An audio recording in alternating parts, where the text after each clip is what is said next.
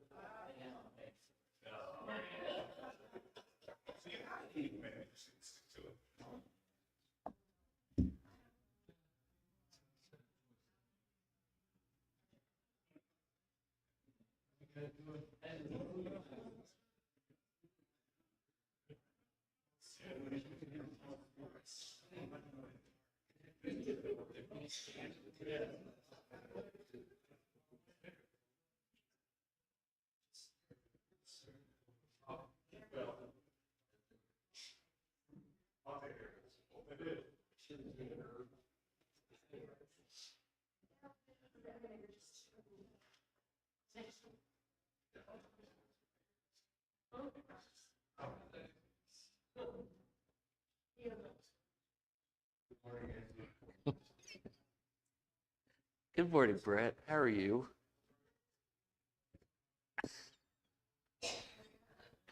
Good morning, everyone. I say this with like 20% tongue in cheek, jokingly, well, that just happened. Just lost my glasses. And the other 80% is very serious, because I can be serious. To those of you that are OCD and this 8 minutes every Sunday morning irks you, I apologize. Really sorry.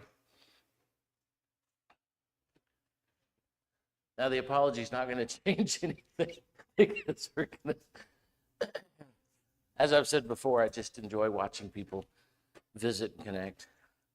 All right, we're going to be in Matthew 23 this morning.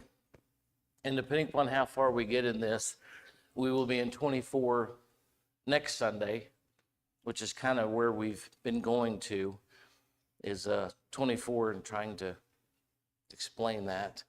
And I'm curious what you guys think about something as we get into Matthew 23. Have you ever noticed the slow, gradual push and the slow, gradual, what is the word I'm looking for? Not just honesty, When we get to Matthew 23, this section, Jesus is no longer concerned with a filter. He's no longer concerned with how he approaches, how he speaks to people. I mean, he still does everything he does in love, and it's not like he calls them a bunch of idiots. But Matthew 23 is pretty strong. It's pretty intense.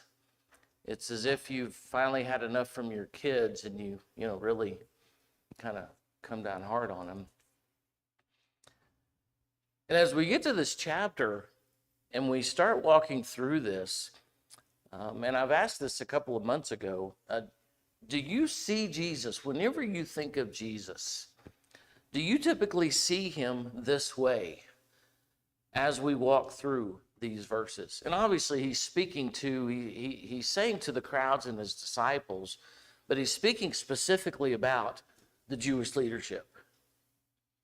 And much of this stuff is him no longer speaking in code. He just hits it head on as he's talking to these crowds. So let's read a little bit of this and we can then talk and visit about it. Matthew 23:1, and Jesus said to the crowds and to his disciples. Now, what would be the difference between a crowd and a disciple?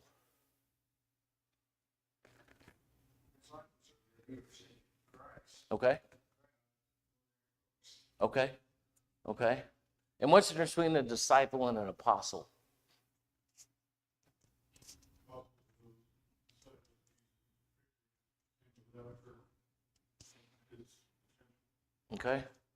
Okay.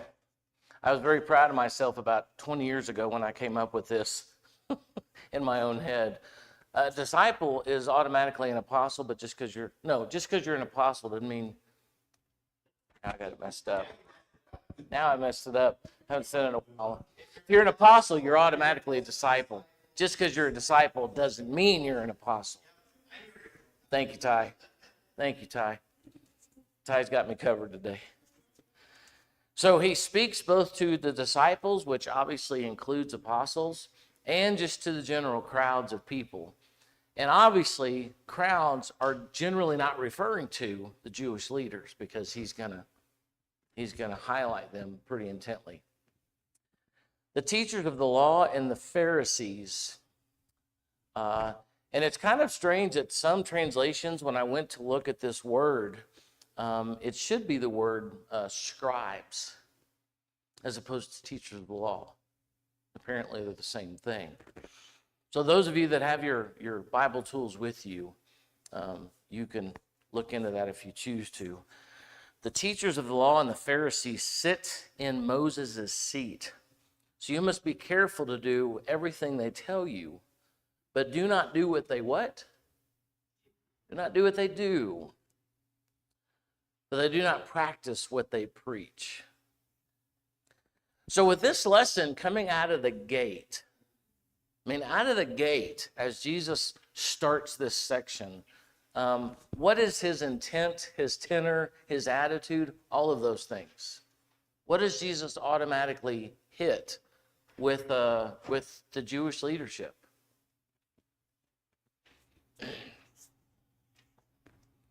Maybe.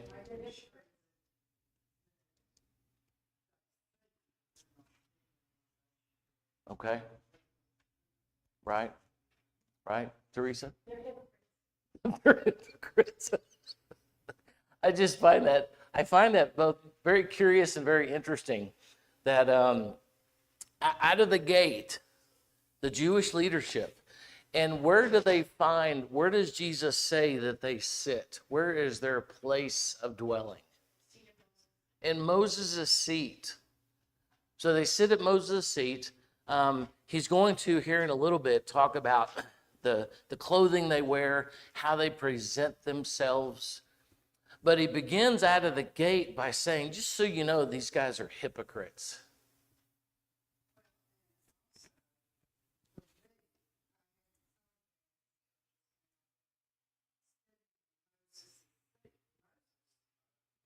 Yes, that's a good point. Yeah, Yeah. So on that note, what are some of the ways that we can describe Moses? And when you think of Moses, what are some of the imagery that you have of him? When you think of him, both imagery and who he was. Tell me some things about Moses. He didn't get to Jerusalem. Okay.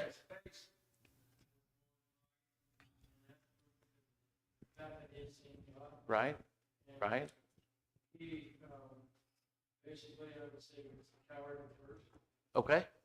Okay. Well, he wasn't, then he was, and then he followed God, Right. even though he was hesitant about it. Right. And Right. he stuck up for the people. Okay. Many times. He interceded about the people. Right. Right. Absolutely. Uh-huh. Very much so. Very much so. Yeah. Yeah. There's only a couple of times it seems like that he seemed to, if you will, get in God's face and is like, hey, you're not handling this right. What I meant was, he doesn't have a seat in Jerusalem. Oh, right. Yeah. The place he sat. Right. Right. Yeah. Obviously a metaphor in terms of their authority as he was a lawgiver. That's what they're Yes. the law. Yeah. Yeah. They're told Yeah. that. Yeah. So if you consider the imagery that I know most of you are very familiar with, what did the giving of the law look like? I mean, like visibly. 10 Commandments on Sinai. What did Sinai look like? Thunderous mountain. And as it was happening, what did the people say? Horrible things going on. And the people, as it was happening, they were like, look, Moses, you go. We don't want to go or we're going to die. So just you do your thing. Leave us out of this. They were full of terror and freaked out. And yet who went there? Moses. Moses not only went to the edge of the mountain, he went into the mountain. Cloud descended, lightning, all those kind of things. What happens after the giving of the code, if you will, at Sinai? What are some of the things that take place for Moses?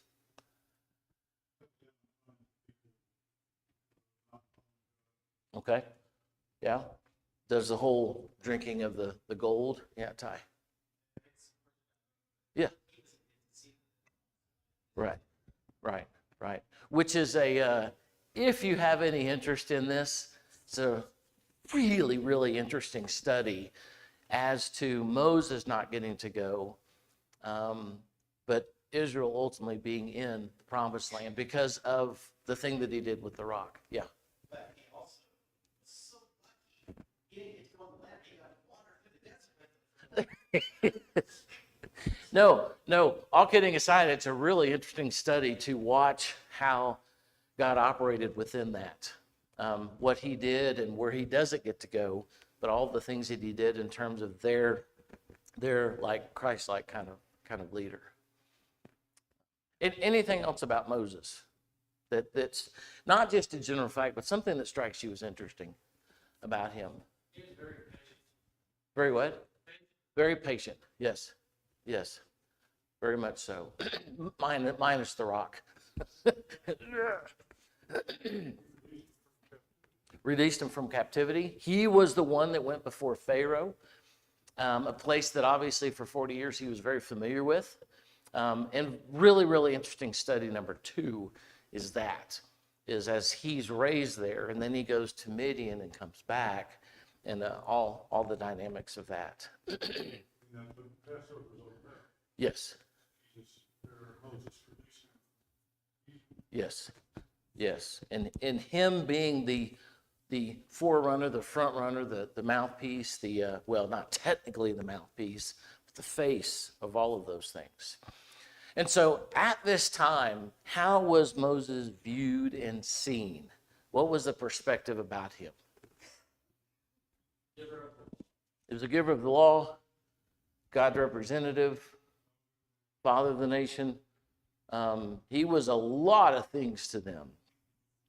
And so Jesus states here, and for those of you that have just come in, we're in Matthew 23. Jesus here is speaking to the crowds. And what I said at the very beginning of class that I find interesting is when you start in Matthew 5, and as we move forward, Jesus kind of goes from being not a cotton ball, but a lot softer, not as upfront. And as we get up to Matthew 23, all of a sudden it's like he comes out of the chute. And he says, you know those guys that sit in Moses' seat, metaphor for the place of authority, givers of the law, God's representative, all those things, they're hypocrites. What they say to do it. But whatever you see them doing, turn the other way, run the other way. Don't do those things at all. And who does he say this to? To the whole crowd. It's not like he's in this little place with his apostles. It's not like he's in this little place with his, a dozen or so disciples. He's with the crowds. They are hypocrites. Do not do what they do, for they do not practice what they preach. They tie up heavy, cumbersome loads, put them on other people's shoulders. They themselves are not willing to lift a finger to move them. I don't know when the last time was that you read through Matthew chapter 23, but as you read these things, does this line up with your view of Jesus? How you see him in terms of his teaching? And I am meek and lowly in heart, and I am kind. And he is the very impression, as Hebrews tells us, of God the Father. And yet, as he speaks about these men to this crowd, verse 5, everything they do is done for people to what? To see, to visualize. Everything about them is visual. But if you go on the inside, if you actually see who these people are, what are they like? Later on, he's going to actually call them, they're corrupt tombs. They're empty. They got nothing.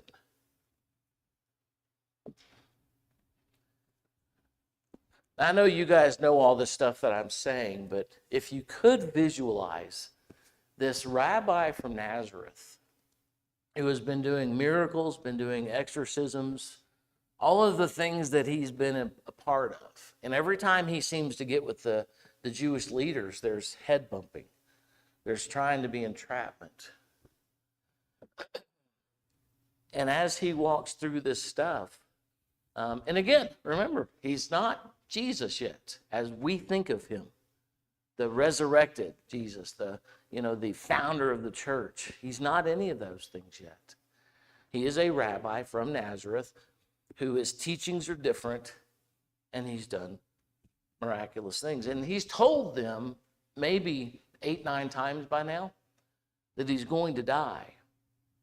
But I can't imagine how that would go through the filter of their brain. Everything they do is done for people to see. They make their phylacteries wide, the tassels on their garments long. They love the places of honor at banquets and the most important seats in the synagogue. They love to be greeted with respect in the marketplace, be called rabbi by others. So before we get to verse 8, any thoughts up to now? I know you guys know this stuff, but I'm asking you to kind of see it from a different perspective. Go to a different place in the room and look at the statue. Yeah, Les. They're doing what they were doing to be seen like men. Yeah. Their heart was part. Yeah. And I guess my point is the fact that that is true. Jesus is verbally pointing it out to this crowd. You got a crowd of people, and we don't know how big the crowd was. May not matter. Not only a crowd, but also disciples. And Jesus is saying this out loud. These guys are hypocrites. They're empty. They got nothing. They're not godly at all. Yeah.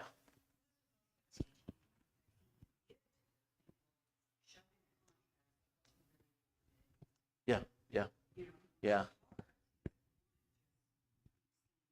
Right, right, right.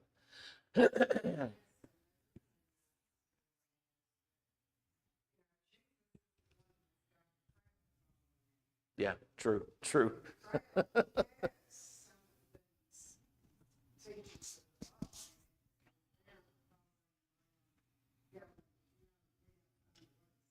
Yeah, yeah, And Jesus, yeah, yeah, and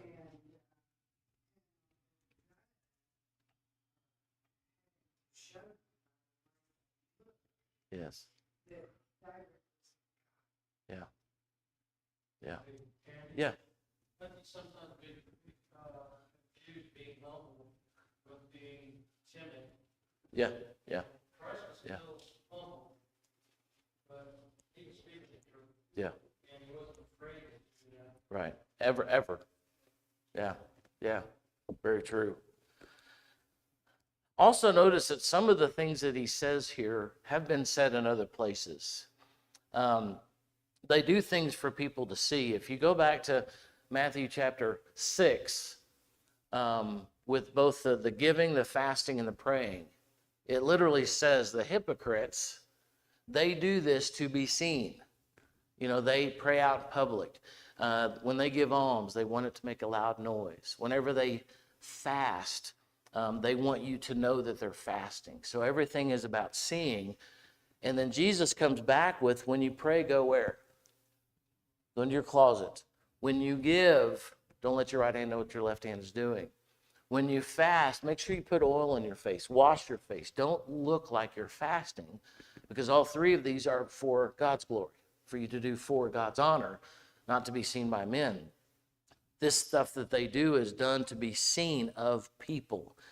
They make their phylacteries wide, their tassels long. They love the place of honor at banquets. You remember a couple of chapters from here back when Jesus talks about the whole banquet. You know, when you go to the banquet, what seat should you first take? The lowest, so that what? Somebody can raise you up. He who is humbled will be exalted. He who is exalted will be humbled. So these are ideas. It's almost as if the more I try and study these things, Jesus has about 10 different things that he's taught since the beginning. And he just wash, rinse, and repeats. He just teaches them over and over again, but he teaches them in different ways with different colors, different shapes. But it's all the same stuff. None of it has changed.